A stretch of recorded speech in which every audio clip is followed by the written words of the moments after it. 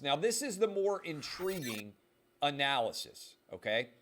What is interesting here about the Miami Dolphins is the allegation of meeting with Tom Brady on a yacht while he potentially was still a free agent would be an NFL rules violation. The allegation of a $100,000 payment for every loss potentially could be a major issue for Stephen Ross, the owner of the Dolphins. But neither of those things has anything to do with racial discrimination, okay? So all of the three teams that are named, there are no actual credible racially discriminatory allegations that are being made by Brian Flores. Now, you just heard me break down the lawsuit. Compare that with how this story has been covered. Virtually no one has aggressively gone after Brian Flores and asked him why he has filed this lawsuit and what actual racism he is alleging here. In fact, the overwhelming number of sports media and media in general have accepted the allegations that Brian Flores is making as fact, and they haven't even taken the next step and said, oh, wait a minute, how is this racially discriminatory behavior? This is a failure of the media at its most basic level. Because what the media is supposed to do is take nothing at face value and aggressively question people in positions of power, whether that's an NFL team owner or whether that is a potential NFL team coach. Brian Flores made millions of dollars, tens of millions of dollars, as a head coach in the NFL by the age of 40, and he was on the verge of getting his second head coaching job. That seems like the exact opposite to me of a racially discriminatory organization. And on top of this, and I think this is significant, no one ever asks what is the requisite percentage of NFL head coaches that would make the league not be racist. Okay? Black people make up around 12% of the overall American population. If all NFL teams as coaches reflected the overall population of the United States, that would mean that there would be 3 or 4 black coaches. And that would mean that there would be around, whatever the math is, 18, 19, or 20 white coaches. There would be around 3 or 4 Hispanic coaches, and there would be a couple of Asian coaches.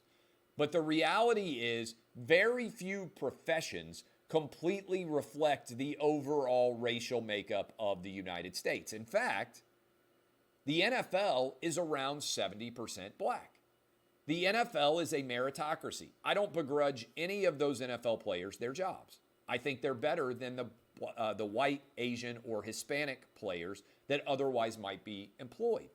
But we never hear, why is the NFL so wildly overrepresentative when it comes to black players? Why don't we have more racial diversity in the NFL? We don't ever hear, hey, how come there's never been an Asian running back? We don't ever hear, hey, how come it's been 20 years since a white cornerback has started in the NFL? Shout out Jason Sehorn. Why do we never hear, hey, how come there aren't more Hispanic head coaches in the NFL? The only requirement for racial diversity is being asked to be applied in the coaching ranks. So the NFL is the ultimate meritocracy. The best man gets the job. The best man gets paid, regardless of race at all. And so the NFL is actually the business that has created more black millionaires than any business in the history of the world. If it is racist, then that racism is really revealing itself in an interesting way, which is allowing black people, black men in particular, to make more money than they have from any business that has ever existed in the history of the world. More black millionaires have come out of the NFL than any business in the history of the world. Now, the NFL is also wildly competitive. If an NFL team or NFL teams were being racist and not hiring minority coaches, I would say the first place, that's wrong. But I would also say the way to prove that it's wrong is by hiring those coaches yourself and beating the teams that are racist. In other words, the NFL is so hyper-competitive that if a team were actually being racist and overlooking more qualified coaches that would otherwise win more games, the way that you could exploit that is by hiring minority coaches and having more success. The reality is that that hasn't happened. The NFL is a copycat league. When Tony Dungy was in the middle of his Hall of Fame coaching career, 5 different Tony Dungy assistants got head coaching jobs. Right now, everybody wants their own version of Sean McVay. Zach Taylor is in the Super Bowl, and you can look at the success, believe it or not, there's been a lot of it, in Green Bay with what's happened with LaFleur.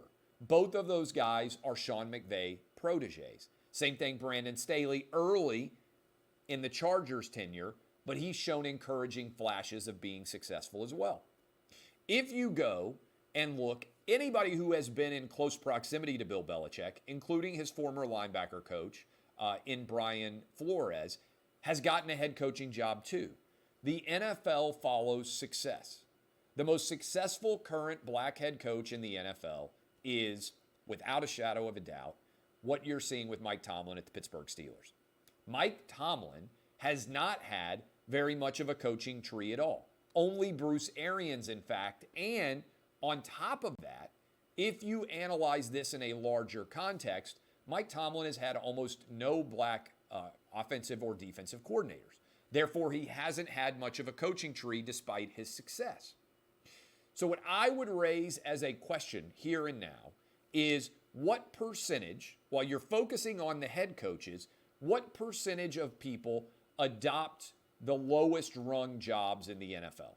How many people come in and make $10 or $15 or $20,000 a year, whatever the lowest rung is in the NFL? How many of those people then ascend to position coaches before getting to coordinator? Because that's how you become a head coach in the NFL.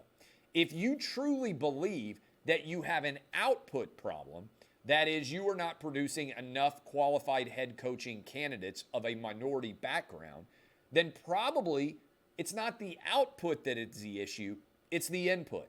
I hear almost no one saying, hey, let's look at the percentages of coaches that start in the NFL and then analyze as they move up in progression from position coach to coordinator. Everybody is hiring in the NFL in a highly competitive manner designed to ensure that they keep their job. Remember this. If you're a head coach, the best way to ensure that you remain a head coach is what? Having as good of an offensive and defensive coordinator as you possibly can. If you are an offensive and a defensive coordinator, what's the best way to ensure that you keep that job? To have as good of skill position players as you possibly can. Players matter. Skill position coaches, wide receiver coach, linebackers coach, tight ends coach, special teams, all of that, right? So, as you analyze this, ask yourself this question. Is the NFL an organization that has produced more black millionaires than any business in the history of the world racist? Or did Brian Flores simply get angry because he was fired by the Miami Dolphins and he didn't get the Giants job, which he wanted because his hometown is in New York, and decide that he was going to throw a fit and burn everything to the ground around him? I think it's the latter. One person making a poor decision from a legal perspective is a story. The bigger story to me here, in my opinion, is the failure of the sports media to adequately discuss and examine all of the allegations made in Brian Flores' lawsuit, and to point out that none of them reflect actually racially discriminatory behavior on behalf of team executives and officials. Again, that is probably the best discussion that you are going to hear on the Brian Flores situation anywhere. If you enjoyed it, share it. Go give us 5 stars at Outkick the show.